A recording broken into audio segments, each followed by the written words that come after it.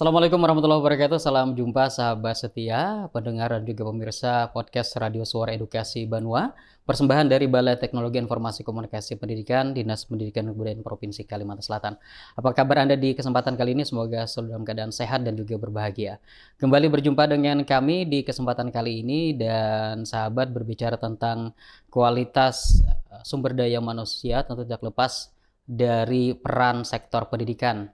Di dalamnya ada satuan pendidikan dan sebagai pemimpin satuan pendidikan adalah kepala sekolah. Kepala sekolah yang hebat dan berkualitas tentu juga akan menghasilkan output dari sekolah baik itu lulusannya ataupun juga satuan pendidikan yang juga berkualitas, dan ini tentu diharapkan akan membawa dampak baik bagi indeks pembangunan manusia terutama di Kalimantan Selatan. Nah, berbincang nantinya kita akan diskusikan terkait bagaimana menciptakan kepala sekolah yang hebat dan berkualitas bersama narasumber yang telah hadir di studio kami, Bapak Urip Widodo SPM-IKOM. Beliau adalah Kepala Bidang Pembinaan Guru dan Tenaga Kependidikan Dinas Pendidikan dan Kebudayaan Provinsi Kalimantan Selatan. Langsung kita sapa beliau. Selamat siang. Assalamualaikum Pak Urip. Waalaikumsalam. Kabar Selamat baik siang, Pak ya? Alhamdulillah baik. Semoga Terima kasih hadir di sela kesibukannya mungkin Pak ya. Siap. Di beberapa waktu belakangan ini, dan yang pasti senang sekali kami bisa menjumpai Bapak. Sama Mas. Ya, kita nanti akan diskusi Pak. Siap. Singkat, padat, jelas, berisi terkait Kayak bagaimana menciptakan kepala sekolah yang hebat dan berkualitas, gitu Pak ya. Iya. Ini kepala sekolah ini kan sebagai pimpinan satuan pendidikan. Kita dulu mungkin waktu sekolah zaman dulu itu kan sangat apa ya, kepala sekolah itu kan satu orang yang sosok yang hebat gitu ya. Saya mungkin masih ingat kepala sekolah saya yang mampu membawa sekolah itu menjadi ke arah yang lebih baik gitu. Itu yang mungkin diinginkan Pak ya, kepala sekolah seperti itu yang mungkin diinginkan Pak ya. Pak Urip mungkin masih ingat kepala sekolahnya dulu?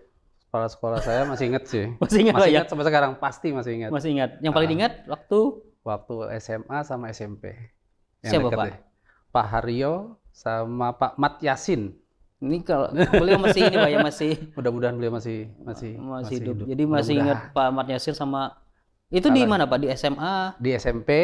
Lalu Pak Mat Yasin itu di SMA. SMP Rajawali saya dulu. Rajawali di tentara yang didik. Oh, berarti kepala sekolahnya tentara itu Pak? Tentara. Jadi hasilnya kayak gini nih kalau tentara gitu. Saya anak tentara sih kebetulan. Oh, anak tentara. Iya, berarti udah biasa Pak ya? Udah biasa. Disiplin. Pasti udah. Dan berwibawa juga beliau. Dan berwibawa. Siap. Kalau nggak berwibawa, yang di rumah yang ini Pak ya? Orang tua yang di rumah. Kalau SMA? SMA di PGRI 4, Banjarmasin, itu Pak Mat Yasin. Jadi ingat bagaimana kepala sekolah dulu Pak ya?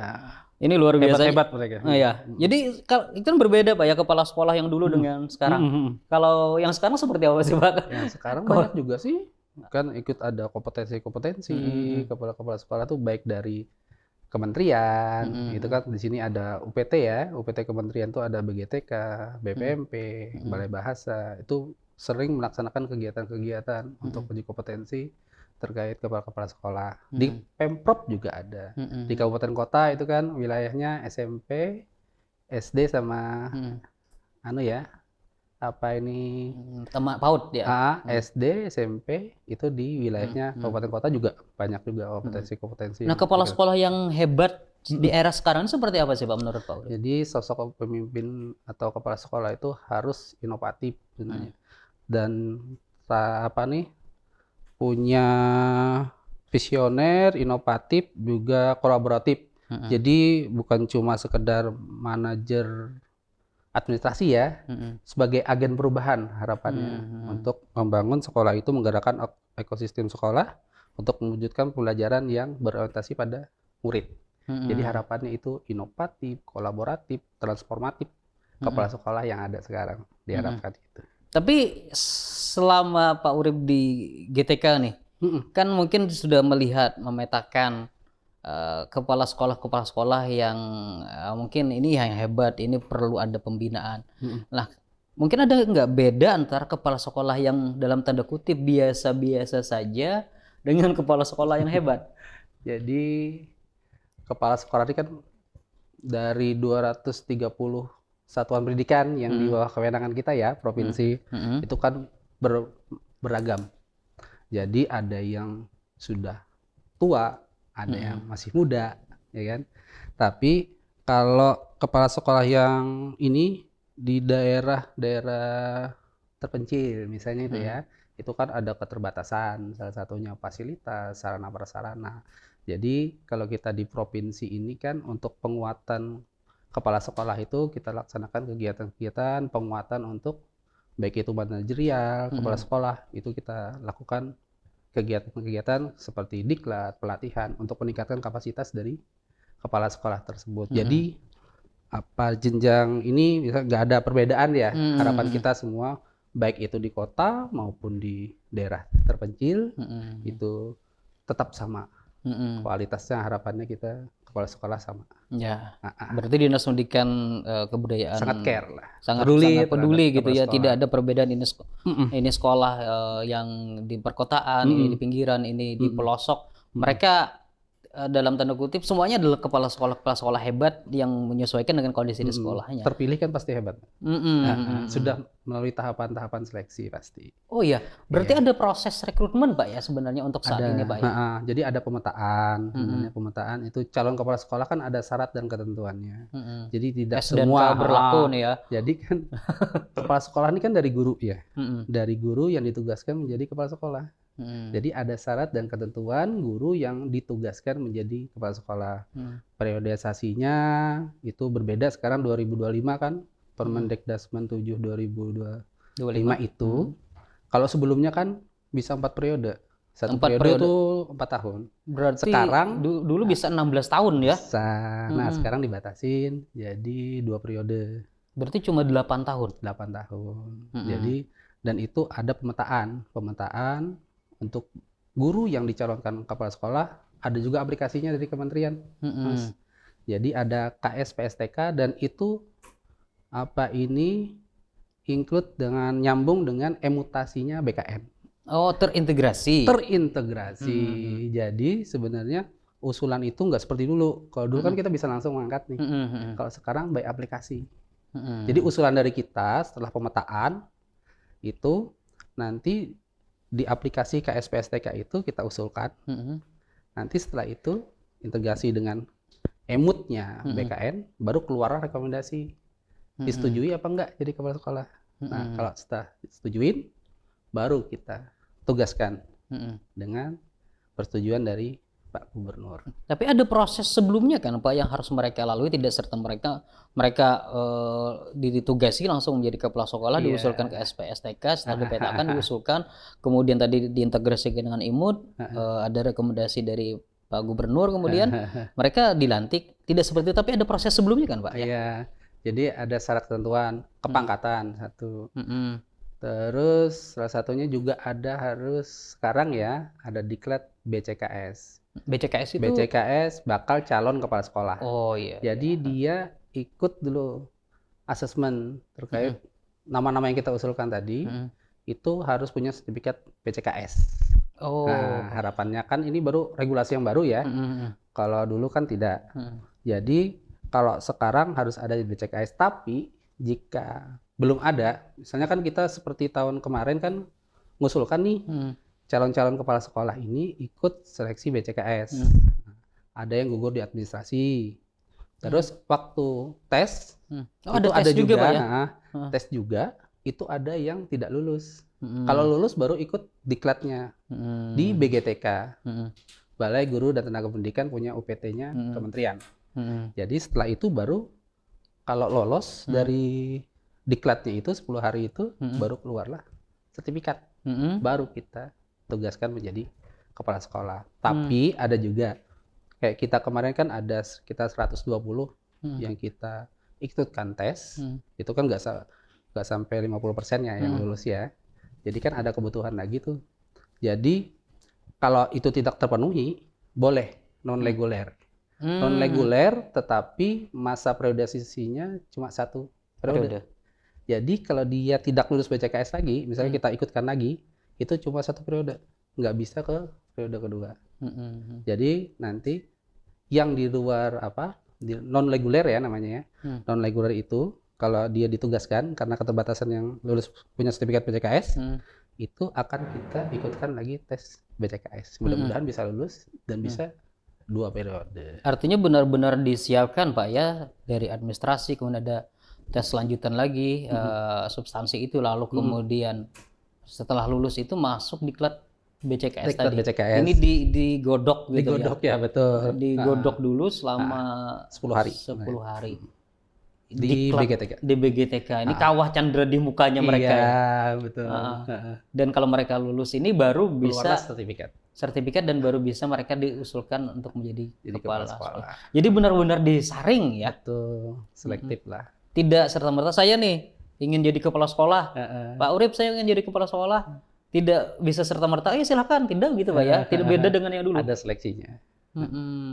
Itu ya seperti yang tertuang di Permendikdasmen nomor 7 2025 tadi tentang penugasan guru sebagai kepala sekolah. Betul. Nah, kalau tadi Pak Urip juga menyampaikan bahwa pembinaan dilakukan Pak ya untuk menciptakan kepala sekolah yang hebat dan berkualitas ini. Tidak hanya melalui diklat. Mungkin diklat sudah selesai 10 hari. Mereka menjadi kepala sekolah. Nah, langkah selanjutnya Pak untuk peningkatan kompetensi mereka. Apalagi mungkin mereka itu banyak guru-guru yang muda. Betul. Di mana ketika mereka menjadi kepala sekolah kan, ketika mereka menjadi masuk ke satuan pendidikan, yang dipimpin ini tidak hanya guru-guru yang mungkin lebih muda di bawahnya, tapi jadi guru-guru senior. Nah, ini ada tidak Pak upaya yang dilakukan oleh Disdikbud? Jadi salah satu kegiatan ya untuk digitalisasi ya. Sekarang itu kepala sekolah kan harus juga tuh. Jadi kita tingkatkan kemampuannya tentang digitalisasi salah satunya juga. Terus tentang literasi juga kita tingkatkan lagi juga untuk kapasitasnya. Jadi pengembangan diri itu dilakukan juga untuk meningkatkan pengetahuannya. Terus bagaimana dia membangun tim yang kuat nanti di sekolah. Jadi kan semua harus mendukung tuh, baik di situ di internal itu guru, murid dan tenaga pendidik, dan juga di eksternal. Misalnya di situ ada desa, kepala desa, warga sekitar. Jadi kemampuan dia membangun tim yang kuat itu harus juga kita kasihkan pengetahuan kan, supaya jalannya sekolah itu, satuan pendidikan itu bisa berjalan dengan lancar dan didukung oleh masyarakat sekitar. Berarti tidak hanya di internal sekolah saja Pak ya, tim, tapi juga membangun jejaring. Betul. Nah, jejaring ya. Dengan betul. Masyarakat sekitar, bahkan mungkin dengan pihak-pihak lain Pak ya. Betul. Dengan pihak kabupaten juga harus kan. Nanti teman-teman di SMP ya. SMP kan nanti larinya ke SMA, SMK atau SMA dan SMK kan. Jadi harus ada hubungan yang erat juga dengan pemerintah daerah, gimana mereka bisa berkolaborasi, saling bekerja sama dengan pemerintah daerah maupun SMP yang ada di sekitar nanti. Oh ya, karena SMP ini yang menyuplai ke sekolah itu. Ya. Nah, Pak, untuk kepala sekolah ini kan kalau tadi melalui proses yang tidak mudah Pak ya. Betul. Ada administrasi, kemudian ada tes berikutnya yang mungkin di tes ini yang banyak menggugurkan nih Pak ya. Yang berjatuhan. Selektif ya. Administrasi dulu, nanti substantifnya lagi. Oh, di substantif ini ya. Yang di substansi biasanya. Studi kasus jika nanti jadi kepala sekolah. Ya, ini kan dari guru ya. Dia bisa memilah tuh langsung CCT kayak komputer ya. Langsung di tesnya gitu. Selain administrasi itu tab substansinya begitu tadi di komputer, jadi ada kasus, dia memecahkan gimana. Jadi ada kelihatan nanti. Jadi hasilnya. Kemampuan calon kepala sekolah diuji di bakal calon kepala sekolah masih bakal Pak ya. Nanti diuji di lapangan kalau dia jadi kan. Iya.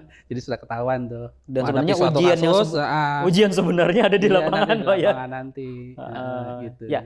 Pak Urip, dari sekian banyak mungkin bidang pembinaan GTK adalah bidang yang mungkin menjadi tempat curhatnya guru, tenaga kependidikan, termasuk kepala sekolah di dalamnya. Iya.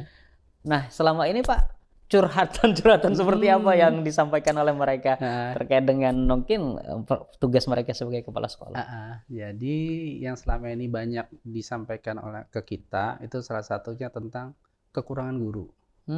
Jadi kita ini istilahnya banyak kekurangan guru Karena peraturan kan itu di Undang-Undang 20 tidak ada penambahan ya. Tidak ada penambahan tenaga non-ASN. Di guru ini kan pasti ada yang meninggal, Mas. Ada yang pindah, ada yang pensiun, ada yang mengundurkan diri. Nah, ngisinya gimana kita? Kalau nggak ada regulasi yang bisa memenuhi itu. Sedangkan rekrutmen tidak sebanding dengan yang tidak zero growth gitu ya. Baik itu guru maupun tendik. Itu yang banyak tendik ini kan di administrasi ya, tenaga administrasi. Walaupun sekarang ada P3K dan ini untuk penambahan tenaga CPNS kan biasanya sedikit ya, nggak banyak. Yang berkurangnya banyak, yang pensiun banyak, tapi penambahannya sedikit. Mudah-mudahan nanti pemerintah pusat juga itu bisa memikirkan terkait kekurangan guru ini, apalagi di SMK. Di SMK itu ada guru produktif. Guru produktif yang banyak kurang. Gitu. Jadi banyak curhatnya ke situ selain fasilitas.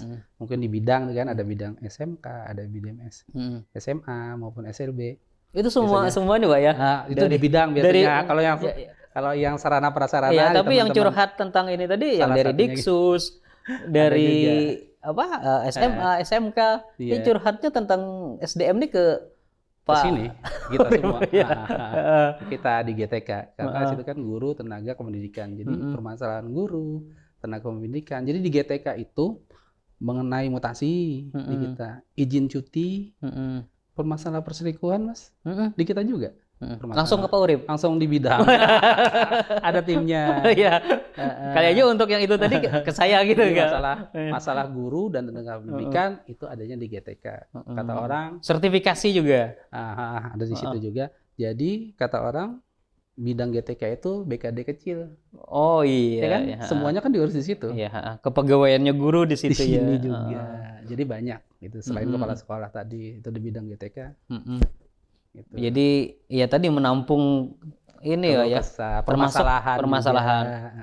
Kadang mungkin kalau hal tersebut mungkin bisa diatasi Pak ya, dicarikan solusi. Kalau kondisi curhatnya masalah kondisi ekonomi ya sama gitu ya. Iya, Mas. Ya jadi apa ya Pak ya, peran besar dari bidang pembinaan GTK ini memang penting gitu Pak ya. Bagaimana kemudian tadi membangun komunikasi yang baik antara guru, tenaga kependidikan, sumber daya manusia yang ada di satuan pendidikan. Nah Pak, tapi kan dalam praktiknya di lapangan kepala sekolah ini sering menemui atau mungkin juga kepala sekolah ada yang mohon maaf yang mungkin tidak sesuai ekspektasi Dinas Pendidikan dan Kebudayaan. Nah, langkah pembinaan yang mungkin lebih konkret seperti apa Pak kepada mereka? Jadi ada pembinaan kita itu kan ada evaluasi juga ya. Evaluasi gimana kinerja dari kepala sekolah yang ada. Setelah kita evaluasi, kita bisa komunikasikan, kita bina kepala sekolah tersebut. Semoga jika ada kekurangan akan kita perbaiki bersama, kita diskusikan. Semoga kedepannya lebih baik lagi. Jadi harapannya kita gitu persuasif. Misalnya kan awal misalnya waktu dia terpilih itu kan bagus. Mungkin di dalam perjalanan ada permasalahan-permasalahan, baik itu masalah keluarga, masalah macam-macam, finansial macam-macam ya. Itu kan mungkin akan berubah orang. Nah, itu peran kita nanti mendampingi kepala-kepala sekolah tersebut, sekaligus kita membina. Jika ada permasalahan, bagusnya kita diskusikan bersama di GTK. GTK sangat terbuka dengan apa permasalahan yang ada di satuan pendidikan, baik itu tenaga pendidik maupun tendik. Ya, jadi dan murid juga. Ini rumahnya guru dan tenaga kependidikan nih Pak ya.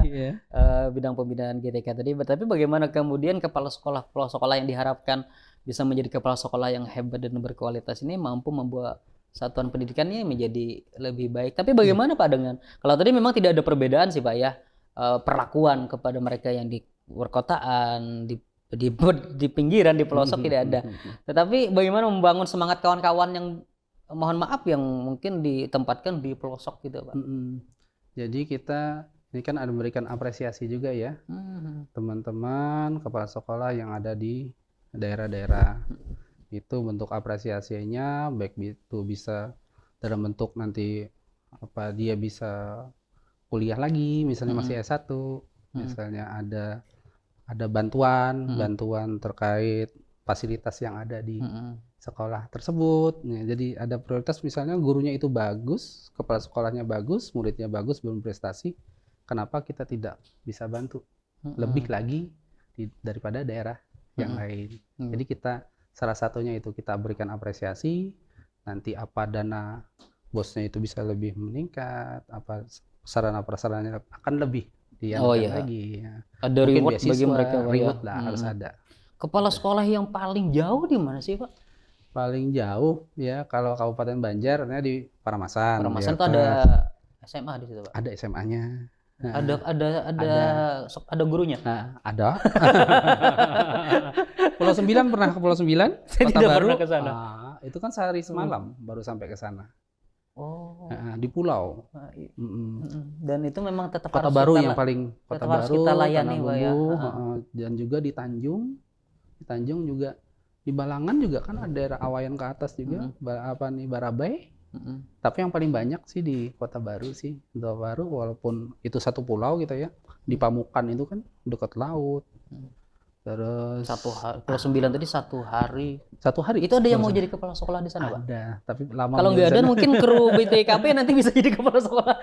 Jadi ini Mas, salah satu juga nih di regulasi tersebut bisa P3K menjadi kepala sekolah.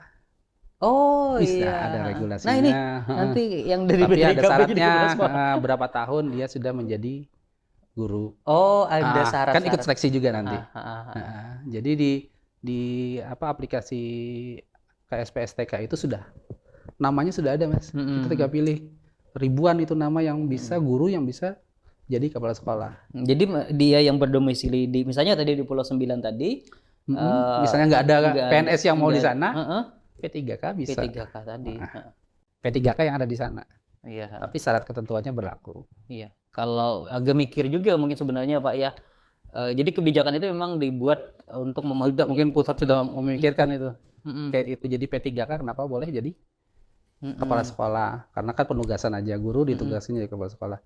Kalau Kasubag TU nggak boleh. Harus PNS. Jadi lumayan ini juga Pak ya. Apalagi tadi ada yang 1 hari. Baru sampai ke lokasi. Kapal ini perintis ya biasanya berangkat itu. Bisa dari Batu Licin atau dari Kota Baru. Berangkatnya kapalnya itu berapa minggu sekali. Itu SMA di situ Pak ya? SMA. Kemudian ada tadi yang di Paramasan tadi Pak ya, itu kalau tidak salah mereka tidak bisa menempuh dari itu kan Kabupaten Banjar Pak ya? Kabupaten Banjar. Itu lewat, perbatasan dengan Tanah Bumbu ya kalau lewat Hulu Sungai Selatan bisa dulu. kandangan ya, katanya. Baru katanya lebih cepat. Lebih cepat di kandangan. Jadi soalnya saya pernah di podcast ini juga pernah dengan salah satu guru berprestasi yang sempat bertugas di daerah Paramasan. Mereka lebih dekat lewat Hulu Sungai Selatan daripada lewat Kabupaten Banjar. HSU juga Paminggir ya. Daerah juga tuh Rawa ya itu. Naik kapal juga kan harus ke sana. Ternyata luar biasa ya. Ini kawan-kawan guru tenaga kependidikan bekerja di daerah seperti itu. 3T Pak ya? 3T sebutannya mungkin ya. Ya. Masuk terluar, tertinggal sama apa satunya ya? 3T itu. Tidak terpaksa satunya Pak, tidak terpaksa Pak ya. Iya. Betul. Ya, yang pasti kita patut apresiasi Pak ya kawan-kawan kepala sekolah, guru yang mau bekerja di daerah-daerah seperti itu ya. Dan mungkin bentuk apresiasi tadi dengan berbagai macam yang telah dilakukan oleh Dinas Pendidikan dan Kebudayaan. Nah, Pak, mereka yang dalam tanda kutip telah mewakafkan dirinya sebagai guru ataupun kepada kepala sekolah yang mereka ya saya serahkan, saya tanggung jawab sebagai kepala sekolah ini kan perlu kerja keras Pak ya untuk membangun sekolahnya untuk menjadi. Betul. Nah ini membangun semangat kolektif itu juga penting Pak, bukan hanya kepala sekolah tapi gurunya, dan itu ada peran kepala sekolah. Yang Disdikbud sendiri lakukan kepada kepala sekolah seperti itu seperti apa Pak? Kalau tadi kan lakukan pembinaan tuh, pelatihan, apakah itu sudah cukup atau bagaimana Pak? Jadi kalau kepala sekolah ke guru tadi ya, jadi harapannya kepala sekolah ini lebih banyak mendengar. Harapannya. Jadi banyak mendengar apa masukan-masukan dari guru-guru yang ada, murid, lingkungan sekolah. Jangan sampai kepala sekolah ini arogan atau ya kan? Jadi punyanya dia aja yang bisa apa ini dipakai. Jadi Ada apa kepala sekolah kita belum ada gitu? dengar sih, belum ada laporan. Atau belum sampai? Belum sampai. Jangan Mudah-mudahan sampai. ada. Jangan sampai. Dan kepala-kepala sekolah ini kan tugas yang mulia juga ya, karena dia mengelola satuan pendidikan di situ dengan berbagai macam karakter, guru, murid, lingkungan sekolah, kan ada orang tua murid juga. Nah, jadi emang kepala sekolah ini adalah tugas yang mulia, walaupun dia penugasan aja. Walaupun tugasnya cuma 8 tahun, Pak ya. 8 2 tahun. periode, tapi Banyak yang mau loh. banyak ya. Antusias Pak ya, walaupun cuma 8. Kalau dulu kan 16 tahun loh. Mungkin Jadi amal jariah ya. Jadi ketika mereka di usia 44 tahun, 16 tahun kan pensiun udah ini jadi kepala sekolah. Nggak kayak gitu lagi Pak ya. Jadi kepala sekolah ini kan minimal 3C, atau kalau nggak ada bisa 3B ya. Jadi kalau misalnya itu umurnya masih muda, masih ya kembali jadi guru lagi. Siap tidak ya jadi guru? Harus siap dong. Kayak kita di dosen ya. Dosen itu dekan. Setelah itu kan jadi dosen lagi. Oh iya betul. Kan? Rektor ya. Rektor jadi dosen lagi. Nggak ada itu misalnya kepala sekolah itu seumur hidup. Ya kan kembali jadi guru kan mulia. Kayak KTP kan seumur hidup ya kepala sekolah. Harapannya gitu. Jadi harus siap melepas tugas ya, tugasnya. penugasan. Karena ini guru yang ditugaskan sebagai kepala sekolah. Artinya kan masih statusnya guru. Guru ditugaskan jadi kepala sekolah. Jadi kalau sudah nggak tugasnya dicabut, habis, kan kembali guru. Jadi guru biasa. Jadi kalau tadi ada kepala sekolah yang arogan, kemudian jadi guru lagi, itu diingat-ingat teman. Jika ada. Jadi bagaimana komunikasi ini dibangun Pak ya? Oleh kepala harapannya sekolah. Itu bangun tim yang kuat tadi, internal maupun eksternal, harapannya gitu. Oh ya baik. Nah ke depan Pak apa Pak mungkin kepala sekolah yang diinginkan oleh Dinas Pendidikan dan Kebudayaan tentunya. Yang diharapkan kita semua ya sebenarnya ya. Itu harapannya jadi kepala sekolah ini bisa menciptakan lingkungan yang aman dan nyaman, baik itu bagi warga sekolah maupun sekitar. Terus aman dan nyaman ini bukan hanya ininya Pak ya, sarananya. Nah, lingkungan sekolah, Jadi kalau sekolah sarananya nyaman, aman, tapi antar guru jadi ada perlindungan ya, bebas dari perundungan, ya kan, kekerasan. Oh ya, itu yang tidak toleransi, itu harapannya kan. Jadi aman dan nyaman harapannya. Jadi lingkungan sekolah tuh bisa hubungan guru dengan antar guru bagus. Ini ya? ketemu merangut. Gimana? Hari-hari loh. Iya hari-hari kan, sama kita kerja di dinas kan. Hampir berapa? 80% ya? Oh iya, kan ada lagu dari Kemendikbudrismen tuh yang diciptakan Prof Muti itu ya, rukun sama teman. Nah, termasuk rukun sama rekan gitu ya. Sama rekan ya. Kalau rukun sama mantan kan beda Pak ya. Nggak boleh. Rukun sama teman, ini kan teman sekolah, teman nanti kerja ada yang jealous ya di rumah. Rukun sama mantan. Jadi rukun sama teman juga penting. Itu yang dibangun. Jadi harapannya banyak Pak ya. Jadi juga guru tuh harus berbahagia ya kan di dalam lingkungan sekolah itu. Kalau bahagia kan enak. Ngajarnya enak, kan harapannya bahagia dan nyaman, dia bekerja di situ. Terus juga ada kualitas ya, integritas dan kualitas juga harus memiliki kompetensi di sekolah itu, harapannya kita kan. Jadi bisa bersaing dengan sekolah-sekolah yang lain. Kolaboratif gitu Pak ya.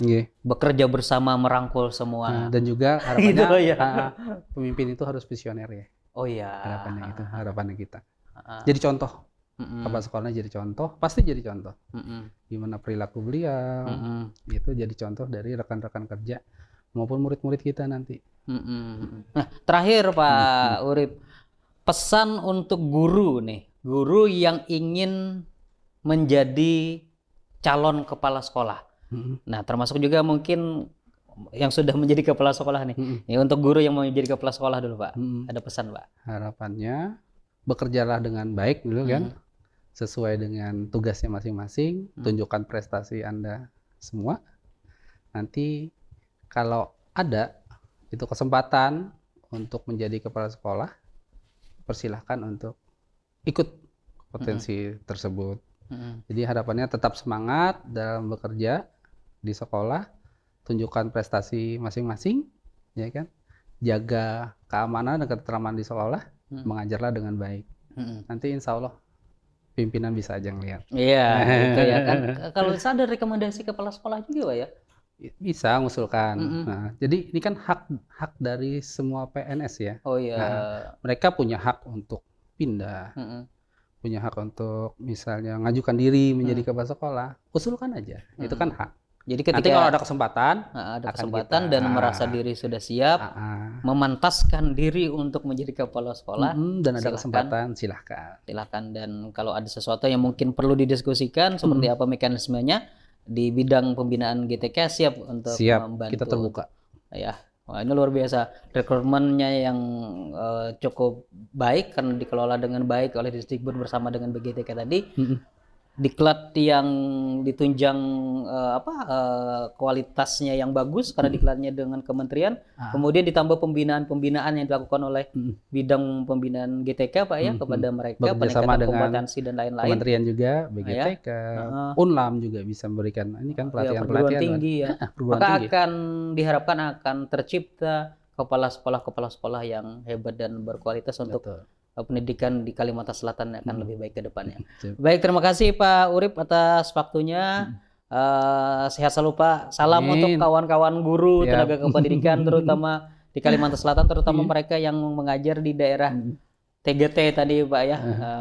Tertinggal, kita harus terdepan ya. Iya, kita harus semangati mereka karena mungkin akses ke sana susah, tetapi akses pendidikan tetap harus mereka dapatkan anak-anak bangsa kita.